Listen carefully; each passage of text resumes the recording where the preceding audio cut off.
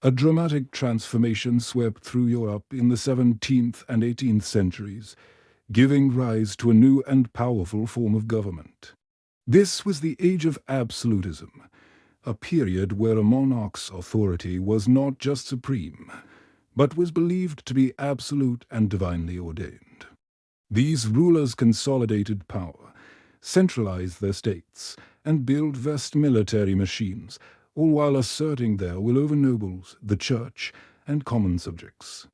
It was a decisive break from the fragmented feudal system that preceded it, forging the blueprints for the modern nation-state. This era produced some of history's most iconic rulers: Louis XIV of France, Peter the Great of Russia, and Frederick the Great of Prussia, each a symbol of a king who personified the state itself. But what were the core ideas that justified such immense power? How did these monarchs successfully seize control, and what was the lasting legacy of their absolute rule on the political landscape of Europe and beyond? The intellectual foundation of absolutism rested on a powerful and compelling idea: the divine right of kings. This political and religious doctrine held that a monarch's authority came directly from God, not from the people or any secular institution. A king was God's representative on earth, and his commands were therefore sacred.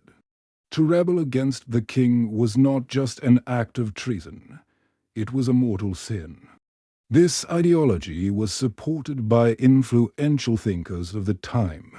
The French political philosopher Jean Baudin (1530–1596) developed the concept of sovereignty, arguing that the state's power must be indivisible and absolute to ensure stability.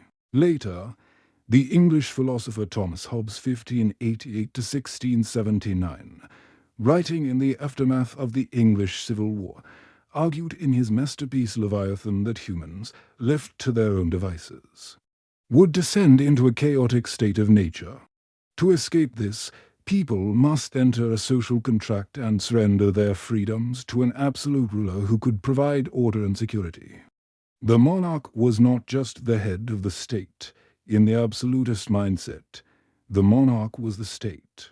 This sentiment was most famously captured in the legendary, though likely apocryphal, quote of Louis XIV, "L'état, c'est moi, I am the state." This philosophy provided the justification for monarchs to centralize power, dismantle competing authorities, and build powerful new political structures. No figure better embodies the Age of Absolutism than Louis XIV of France, reigned 1643 to 1715, the self-proclaimed Sun King. His reign, lasting 72 years, became the model for absolute rule across Europe. Louis's quest for absolute power began early. As a young king, he witnessed the Fronde, a series of civil wars between 1648 and 1653 where powerful nobles challenged the monarchy's authority. This experience shaped his determination to never again allow the nobility to threaten royal power. The most visible symbol of his absolute authority was the Palace of Versailles. Louis moved the entire royal court and government from Paris to this magnificent, sprawling complex. Versailles was more than a home. It was a political tool. By requiring the most powerful nobles to live at court, Louis kept them occupied with elaborate court rituals and a constant need for his favor. They were removed from their provincial power bases and transformed into courtiers whose influence depended entirely on the king, neutralizing them as a political threat. Louis's control extended to every aspect of the state. He appointed loyal bureaucrats, known as intendants, to govern the provinces, bypassing the traditional power of the noble class. He reformed the legal and judicial systems, created a national police force, and established a powerful, centralized bureaucracy directly answerable to him. Economically, Louis's minister Jean-Baptiste Colbert (1619–1683) implemented a strict policy of mercantilism. The state actively controlled the economy, encouraging French manufacturing, creating state-supported monopolies, and imposing high tariffs on imported goods. The goal was to accumulate national wealth and bullion by maximizing exports and minimizing imports, all for the glory of France and its king. To project his power beyond France's borders, Louis created a large, professional, standing army, one of the first in Europe that was loyal to the king, not to individual commanders. This powerful military machine was used in a series of expansionist wars, seeking to establish French dominance over the continent. In matters of religion, Louis pursued uniformity. A devout Catholic, he saw religious diversity as a threat to a unified state. In 1685, he revoked the Edict of Nantes, which had granted religious freedom to the Protestant Huguenots. This act led to the persecution and exodus of over 200,000 Huguenots, many of whom were skilled artisans and merchants, ultimately weakening the French economy. While Louis XIV was the archetypal absolutist, other monarchs across Europe adopted and adapted his model to their own countries. In Russia, Peter the Great reigned 1682 to 1725, embarked on an aggressive campaign of westernization. Determined to modernize Russia and turn it into a European power, Peter traveled incognito through Western Europe, studying their technology, military, and culture. Upon his return, Peter forced a series of radical reforms. He broke the power of the bourgeois Russian nobility by forcing them to shave their traditional beards and adopt Western dress. He required all nobles to serve the state, either in the military or the government bureaucracy, creating a new, meritocratic nobility loyal to the Tsar. Peter reorganized the army along Western lines and built a modern navy from scratch. He also gained control of the Orthodox Church by abolishing the position of Patriarch and replacing it with a government department called the Holy Synod, a body of bishops overseen by a secular official. He symbolized this transformation by moving the capital from Moscow to his newly built city, St. Petersburg, a window to the west. In Prussia, Frederick the Great reigned 1740 to 1786, represented a different strain of absolutism known as Enlightened Absolutism. While still wielding supreme power, Frederick saw himself not as the divinely appointed master of his people, but as the first servant of the state, ruling with reason for their benefit. Frederick built on the work of his predecessors, transforming Prussia into a formidable military power. He maintained a massive, highly disciplined army and used it to seize territory from Austria in the Silesian Wars. He also implemented significant reforms. He promoted religious tolerance except for Jews, reformed the judicial system, and encouraged agriculture and manufacturing. However, his reforms were limited. He maintained serfdom and preserved the power of the landowning nobility, the Junkers, who were crucial for staffing his army.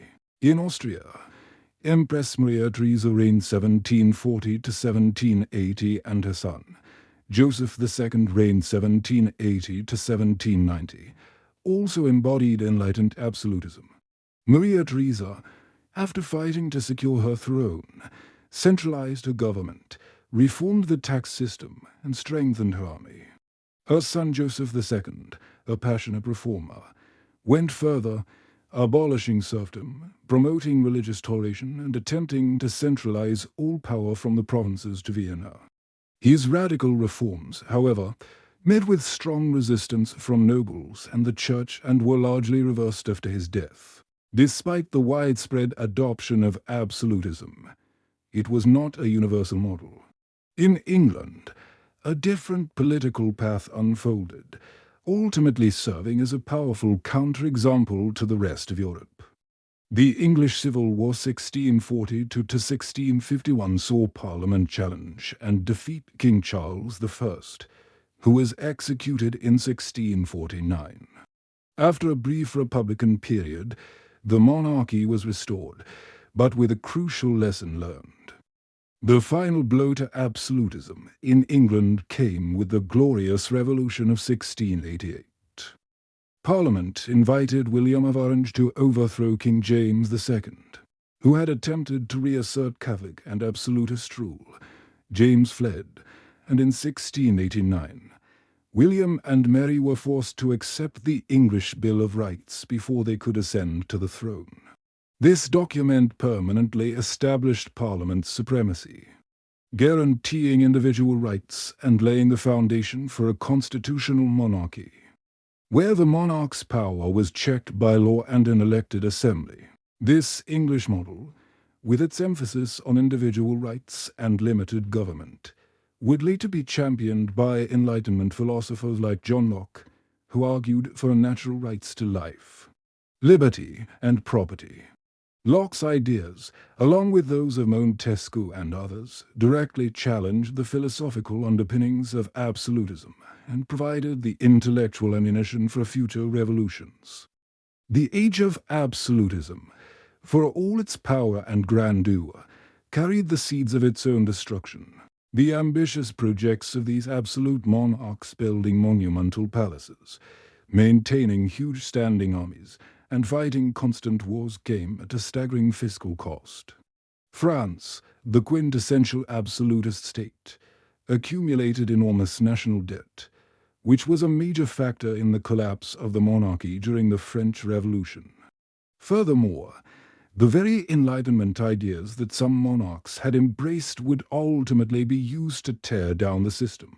The philosophies of liberty, individual rights, and the social contract, which had thrived in the intellectual ferment of the 18th century, were in direct opposition to the divine right of kings. The final act of the Age of Absolutism was its violent unraveling. The American Revolution and, most dramatically, the French Revolution were direct consequences of the breakdown of these absolute systems.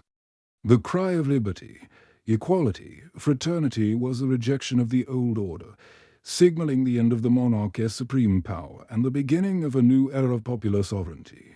Despite its eventual decline, the legacy of absolutism is deeply embedded in the modern world. The absolute monarchs created the core elements of the modern nation-state: a centralized bureaucracy, a unified legal system, a national identity, and a large, professional military. They centralized power away from feudal lords and local authorities, creating the very states that would later be transformed into democracies and republics. In a sense, the absolutist king had to build the state before the people could take it for themselves.